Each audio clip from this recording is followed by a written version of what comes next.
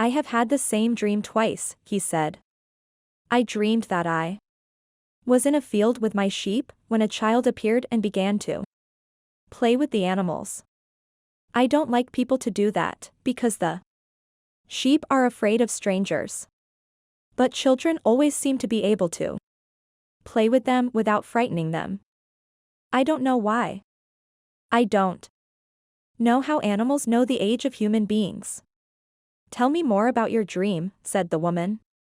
I have to get back to my cooking, and, since you don't have much money, I can't give you a lot of time. The child went on playing with my sheep for quite a while, continued the boy, a bit upset.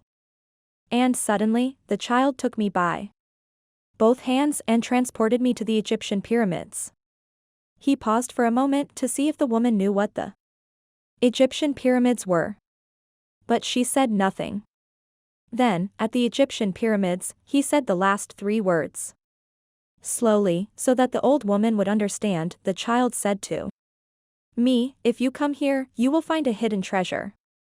And, just as she was about to show me the exact location, I woke up. Both times. The woman was silent for some time. Then she again took his hands and studied them carefully. I'm not going to charge you anything now, she said. But I want 1/10 of the treasure, if you find it. The boy laughed, out of happiness. He was going to be able to save the little money he had because of a dream about hidden treasure. Well, interpret the dream, he said. First, swear to me. Swear that you will give me 1/10 of your treasure in exchange for what I am going to tell you. The shepherd swore that he would. The old woman asked him to swear again while looking at the image of the Sacred Heart of Jesus. It's a dream in the language of the world, she said. I can interpret it, but the interpretation is very difficult. That's why I feel that I deserve a part of what you find. And this is my interpretation: you must go to the pyramids in Egypt. I have never heard of them, but, if it was a child who showed them to you, they exist. There you will find a treasure that will make you a rich man. The boy was surprised, and then irritated. He didn't need to seek out the old woman for this. But then he remembered that he wasn't going to have to pay anything. I didn't need to waste my time just for this, he said. I told you that your dream was a difficult one. It's the simple things in life that are the most extraordinary. Only wise men are able to understand them. And since I am not wise, I have had to learn other arts, such as the reading of palms. Well, how am I going to get to Egypt? I only interpret dreams. I don't know how to turn them into reality.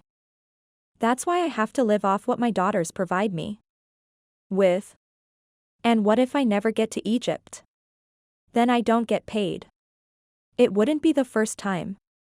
And the woman told the boy to leave, saying she had already wasted too much time with him. So the boy was disappointed. He decided that he would never again believe in dreams. He remembered that he had a number of things he had to take care of. He went to the market for something to eat. He traded his book for one that was thicker, and he found a bench in the plaza where he could sample the new wine he had bought. The day was hot, and the wine was refreshing. The sheep were at the gates of the city, in a stable that belonged to a friend. The boy knew a lot of people in the city. That was what made traveling appeal to him. He always made new friends, and he didn't need to spend all of his time with them. When someone sees the same people every day, as had happened with him at the seminary, they wind up becoming a part of that person's life. And then they want the person to change. If someone isn't what others want them to be, the others become angry. Everyone seems to have a clear idea of how other people should lead their lives, but none about his or her own. He decided to wait until the sun had sunk a bit lower in the sky. before following his flock back through the fields. 3 days from now, he would be with the merchant's daughter. He started to read the book he had bought. On the very first page, it described a burial ceremony. And the names of the people involved were very difficult to pronounce. If he ever wrote a book, he thought he would present one person at a time so that the reader wouldn't have to worry about memorizing a lot of names. When he was finally able to concentrate on what he was reading, he liked the book better. The burial was on a snowy day, and he welcomed the feeling of being cold. As he read on, an old man sat down at his side and tried to strike up a conversation. "What are they doing?" the old man asked, pointing at the people in the plaza. "Working," the boy answered dryly, making it look as if he wanted to concentrate on his reading.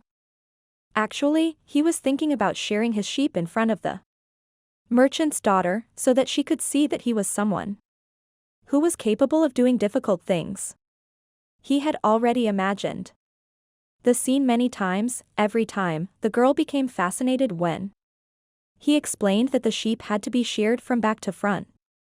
He also tried to remember some good stories to relate as he sheared the sheep.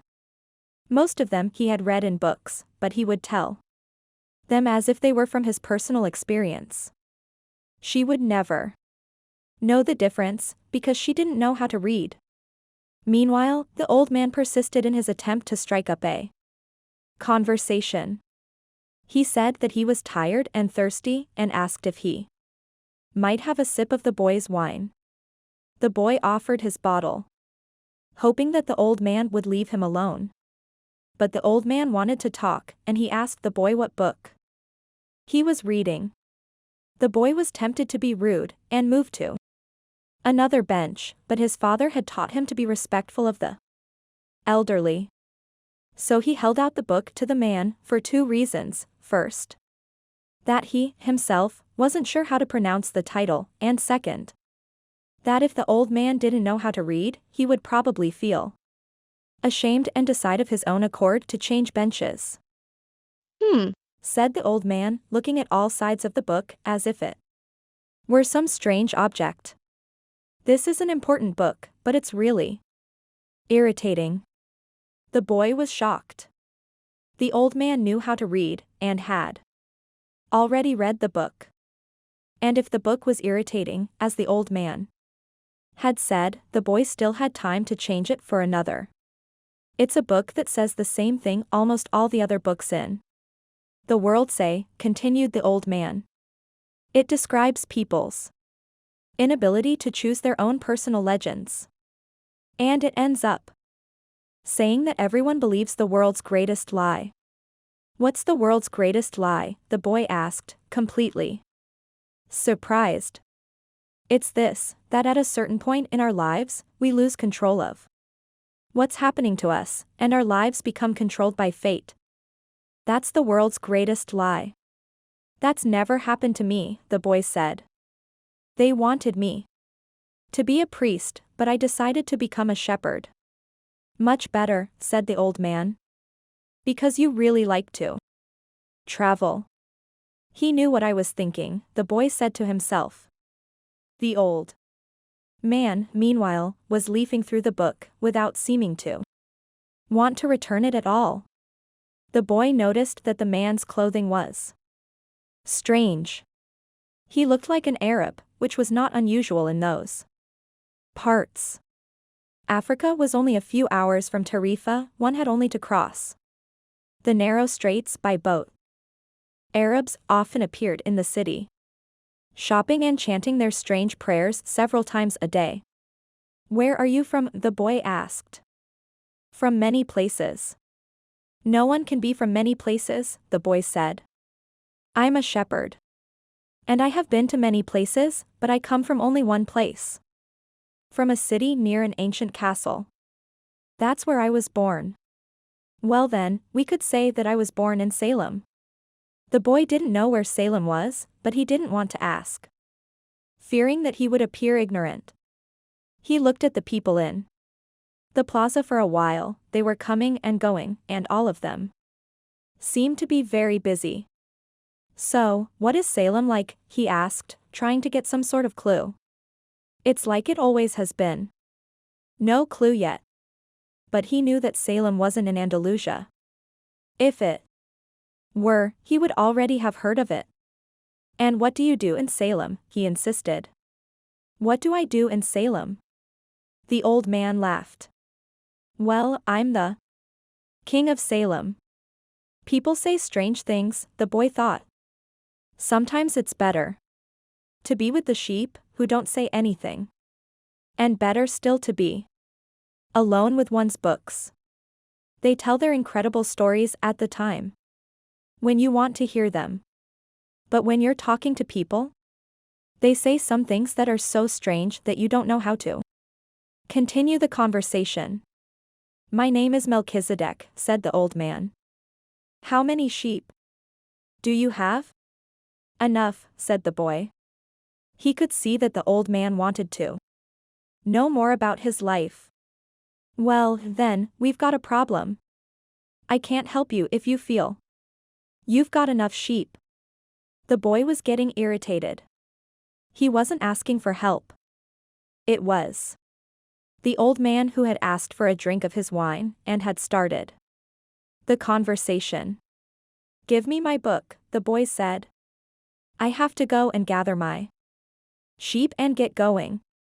Give me 1/10 of your sheep, said the old man, and I'll tell you how to find the hidden treasure.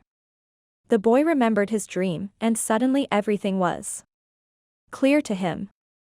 The old woman hadn't charged him anything, but the old man, maybe he was her husband, was going to find a way to get much more money in exchange for information about something that didn't even exist. The old man was probably a gypsy, too. But before the boy could say anything, the old man leaned over, picked up a stick, and began to write in the sand of the plaza.